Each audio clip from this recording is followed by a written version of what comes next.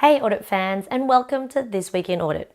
I hope everyone is having a good week. Obviously, I'm recovering from a cold, so I apologise for my really croaky voice.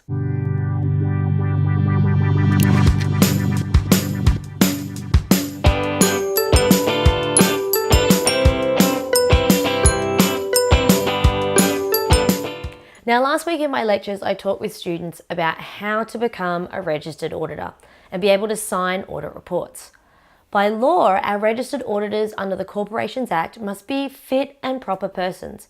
According to ASIC, to register as an auditor, you need to meet a number of criteria, including you have to be a member of an appropriate professional association such as Chartered Accountants Australia and New Zealand, CPA Australia or the Institute of Public Accountants.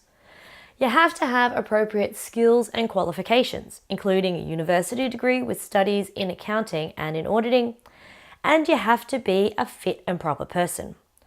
What does that mean? This week, SMSF auditor Nayanaka Samarakun was struck off ASIC's list of registered auditors after he pleaded guilty and agreed to serve jail time for defrauding the Australian Tax Office of almost $500,000.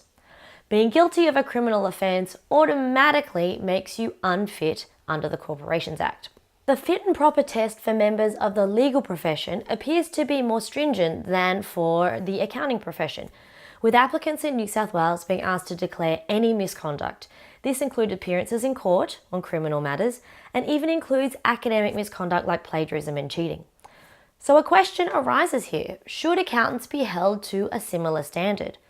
The professional bodies like CPAA and CAANZ have requirements relating to appearances in court, disciplinary action and bankruptcy, but not to academic misconduct.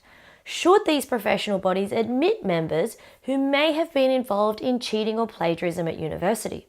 Some say these may be small offences, but they could be a reflection of the individual's underlying ethics and morals. My second piece of news this week relates to the Australian retail market. Very few large Aussie retailers are performing well, with many well-known brands like Audit closing doors or downsizing to online presences only. Announced today was over $500 million in write-downs at MYER.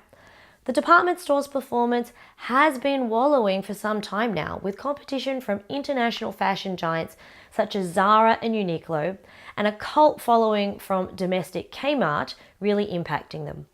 The company is still reporting a profit of $462 million, but significant impairments related to goodwill and its brand name, as well as closure of some stores and rebadging of others as outlets, means the company is on some rocky ground. From an audit perspective, intangible assets are extremely difficult to audit because of their subjectivity. We can't actually see goodwill with our eyes being traded or sold like inventory, so auditors under ASA 540 have to examine management's assumptions and decisions-making processes to determine whether they've used appropriate impairment calculations, and then whether those calculations have been executed accurately. It's a bit like trying to look into a murky crystal ball to predict the future worth of an asset that doesn't actually physically exist. That's all the news we have time for this week. I'm excited to have made it to 2 episodes in a row. Yay! So fingers crossed we can make it to 3 next week. If you've got any questions about current events in auditing, drop them in the comments below and I'll see if I can answer them next week.